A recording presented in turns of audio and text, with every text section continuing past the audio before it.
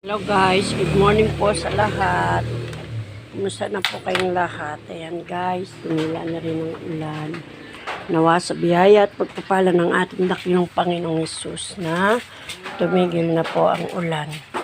At kawawa naman po ang iba nating kababayan na dumadanas ngayon sa panahon ngayon ng napakalakas na ulan. Dahil sa buong magdamag na namang muli na naranasan na naman ang bawat isa ang ulan talaga naman. Si Lord lang ang tanging natin daan para tayo ingatan. Always pray lang po. At sa biyaya ng Panginoon ay makakasurvive din tayo. Yan. Sa sobrang lakas ng ulan, dito na natulog yung anak ko sa kanilang sala, hindi sa kwarto.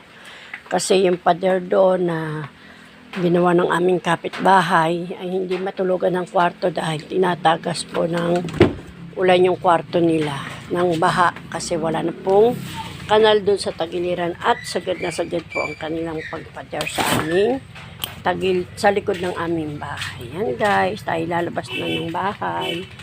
Gustahin natin ang ating madlang people. Yan.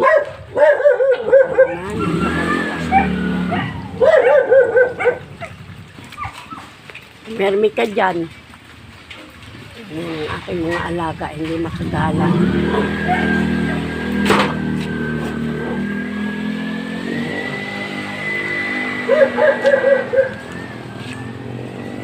Grabe.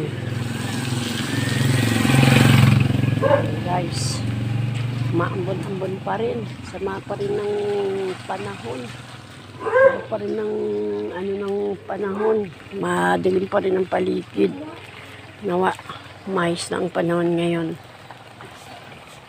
Pabili. Asukal. Kumusta naman? Hindi makagala. Walang pasok, no? Walang pasok, no? Kumusta ka dyan? Hindi ka naman tinatagas ang pader mo dyan. Ay, hindi naman pala naabot ng bakod dyan, no? Sa amin naabot eh. Kaya ang aming tagliran, wala. Hindi mapakinabangan yung kwarto ni Faye. Binabaha.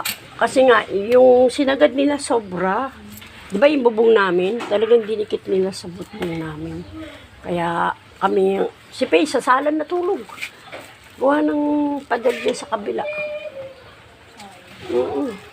Hindi nila binigyan ng space man lang.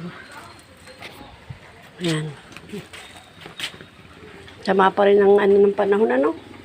Kulimlim pa rin. Guys, kulimlim pa rin. Ingat po ang lahat.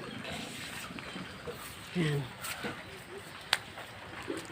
Tandaan ay tahimik. Kasi nga, hindi maglabasan ng mga tao. Gawa ng ganito ang panahon. Madalang din ang biyahe.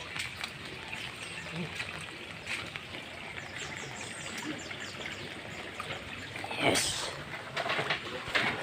Ito na tayo. Yan ang aking mga alaga. Behave. Kasi maulan. Good morning mga baby ko. Hi. I love you, Joey. Ayan po ang mga alaga ko. Behave sila kasi maulan. Walang.